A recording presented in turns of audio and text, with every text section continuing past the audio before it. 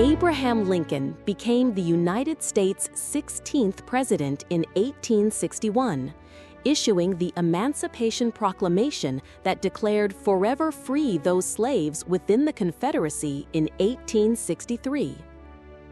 Lincoln warned the South in his inaugural address, "In your hands, my dissatisfied fellow countrymen, and not in mine, is the momentous issue of civil war. The government will not assail you. You have no oath registered in heaven to destroy the government, while I shall have the most solemn one to preserve, protect, and defend it."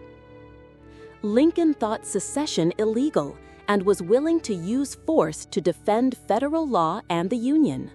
When Confederate batteries fired on Fort Sumter and forced its surrender, he called on the states for 75,000 volunteers.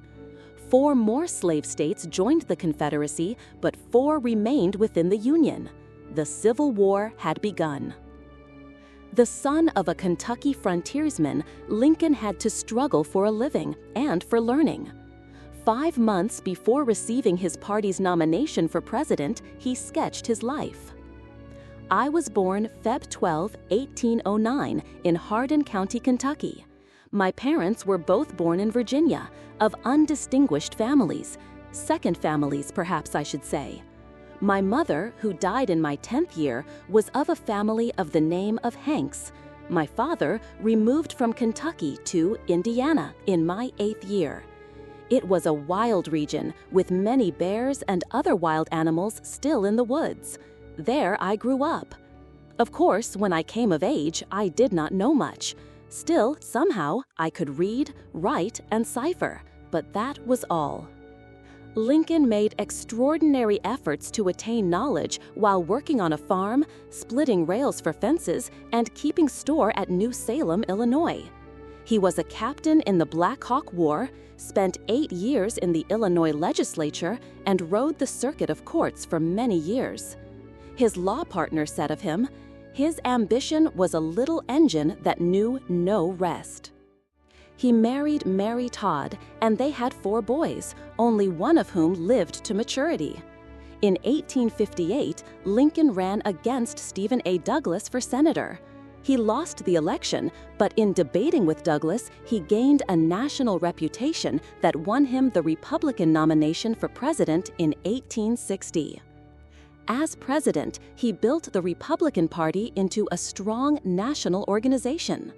Further, he rallied most of the Northern Democrats to the Union cause. On January 1, 1863, he issued the Emancipation Proclamation that declared forever free those slaves within the Confederacy. Lincoln never let the world forget that the Civil War involved an even larger issue.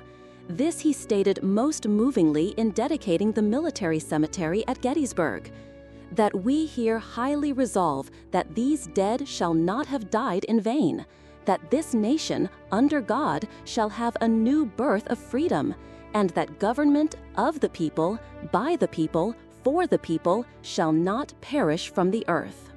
Lincoln won re-election in 1864, as Union military triumphs heralded an end to the war.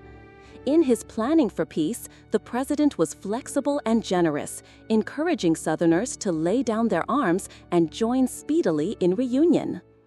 The spirit that guided him was clearly that of his second inaugural address, now inscribed on one wall of the Lincoln Memorial in Washington, D.C. "With malice toward none, with charity for all, with firmness in the right as God gives us to see the right, let us strive on to finish the work we are in, to bind up the nation's wounds." On Good Friday, April 14, 1865, Lincoln was assassinated at Ford's Theater in Washington by John Wilkes Booth, an actor who somehow thought he was helping the South. The opposite was the result, for with Lincoln's death, the possibility of peace with magnanimity died.